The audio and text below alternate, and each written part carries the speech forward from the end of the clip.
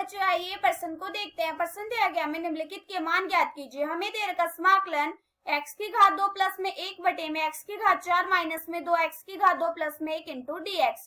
बच्चों इस प्रश्न की जो हमारी मुख्य अवधारणा वो क्या बनती है? मुख्य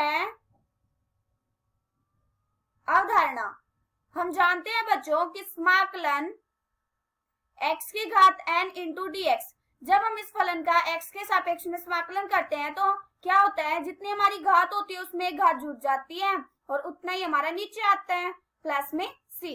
अब ये देखो बच्चों हमें क्या निकालना है। प्रश्न में हमें दे रखा है कि समाकलन x की घात 2 प्लस में 1 बटे में x की घात 4 माइनस में 2 x की घात 2 प्लस में 1 इंटू dx। हमें क्या करना है, x के सापेक्ष में इस फलन का समाकलन करना है। तो हम कैसे करेंगे? सबसे पहले हम क्या करेंगे, ऊपर से और नीचे से x की घात 2 को उभयनिष्ठ ले लेंगे। जब हम ऊपर से और नीचे से x की घात 2 को उभयनिष्ठ लेंगे तो कितना आ जाएगा, हम इसको i के बराबर मान लेते हैं।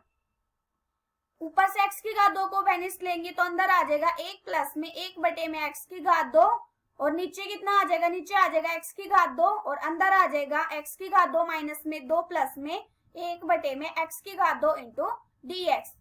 अब ये देखो बच्चों x की घात 2 से x की घात 2 कट जाएगा। यहाँ से i बराबर कितना आ गया, i बराबर आ गया समाकलन 1 प्लस में 1 बटे में x की घात 2 बटे में नीचे कितना आ जाएगा, नीचे आ जाएगा x।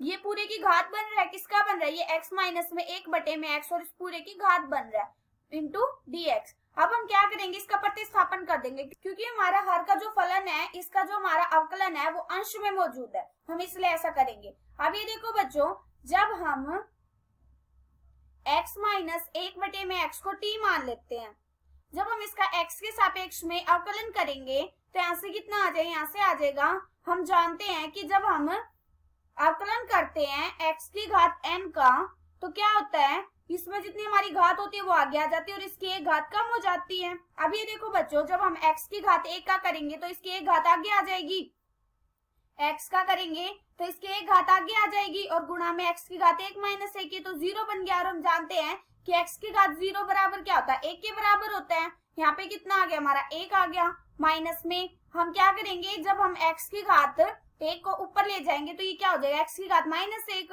अभी देखो हम जानते हैं जितनी हमारी घात होती है वो आगे आ जाती है और इसकी एक घात कम हो जाती है तो -1 कितना आ गया, माइनस के x की घात -2 आ गया। यहाँ पे कितना आ जाएगा, यहाँ पे आ जाएगा माइनस के 1 बटे में माइनस माइनस प्लस प्लस के 1 बटे में x की घात 2 बराबर dt बटे में dx। हम dx को दूसरी तरफ ले आएंगे तो कितना आ जाएगा, 1 प्लस में 1 बटे में x की घात 2 इंटू dx बराबर dt। अब हम क्या करेंगे, हम जानते हैं बच्चों की 1 प्लस में 1 बटे में x की घात 2 इंटू dx बराबर क्या है, dt के। तो यहाँ पे कितना आ जाएगा, i बराबर समाकलन dt बटे में नीचे कितना आ जाएगा, अब ये देखो नीचे हमने x माइनस 1 बटे में x को क्या माना है, t मानना है, तो यहाँ पे कितना आ गया, t की घात 2।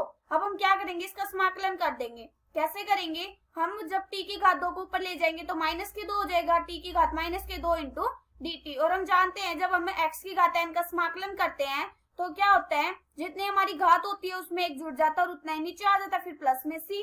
अब ये देखो जब हम इसमें एक जोड़ेंगे तो कितना आ जाएगा, i बराबर आ जाएगा t की घात -2 प्लस में 1 बटे में -2 प्लस में 1 प्लस में c।